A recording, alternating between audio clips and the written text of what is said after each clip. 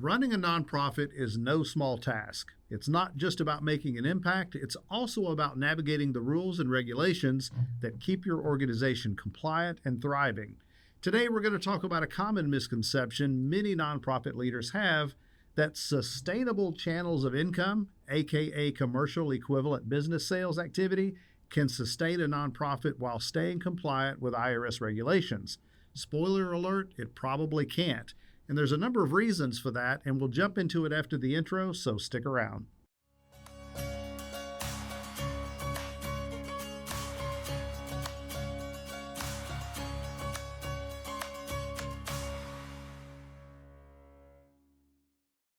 Hi, this is Greg McRae, founder and CEO of Foundation Group, and welcome back to our 501c3 University channel, where we strive to make nonprofit issues understandable.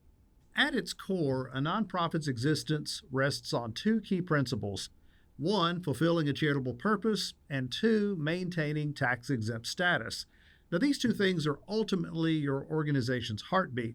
But here's the catch. In order to keep that tax-exempt status, what you do has to align with IRS rules and regulations, which means you must prioritize mission over money.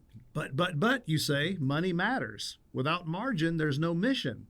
And you're right, that is 100% true, but not all money is created equal, and the source of that revenue matters a lot. One of the buzz phrases you hear a lot in the 501c3 world these days is sustainable revenue.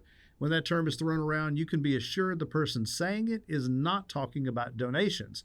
They're almost always referencing something, usually in a commercially equivalent manner.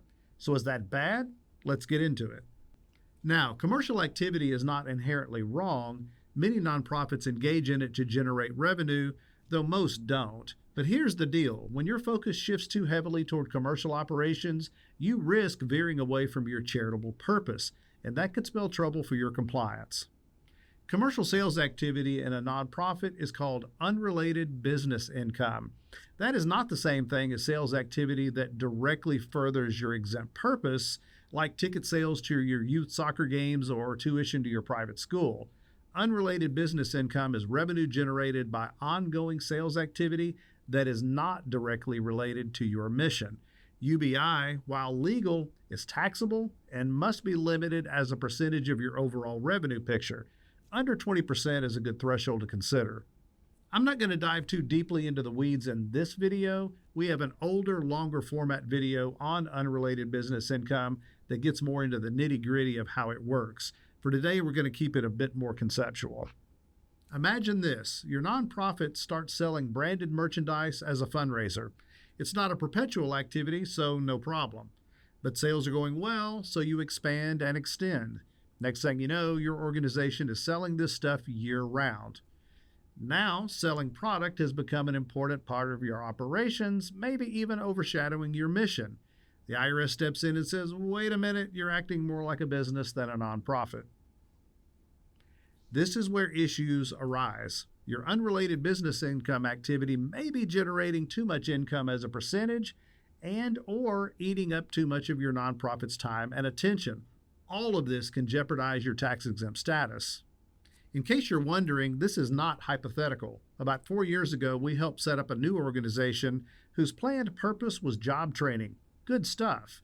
They had a plan to also sell an unrelated product to help fund the program. The problem is they came back to us recently to let us know they never got around to setting up the job training program, but they had had 3 very robust years of selling stuff. Yeah, that's a problem.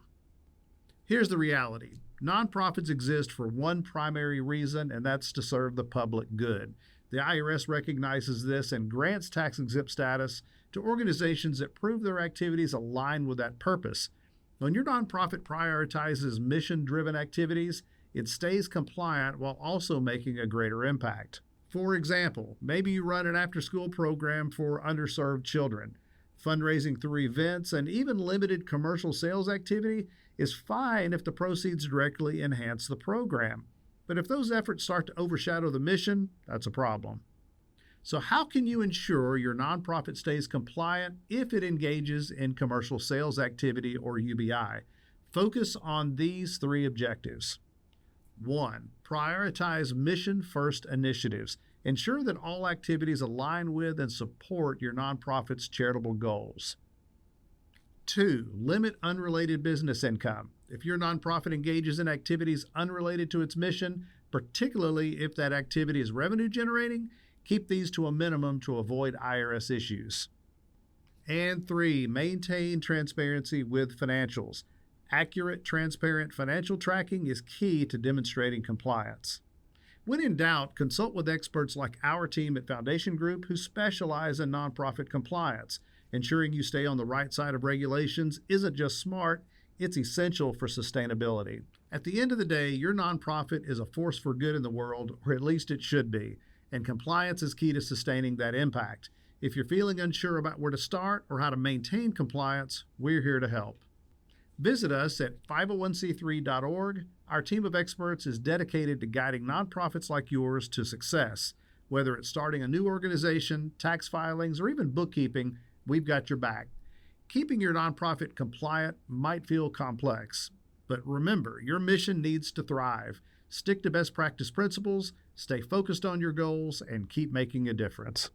As always, we appreciate the likes and subscribes, so keep them coming. Thanks for watching. Now go serve your community.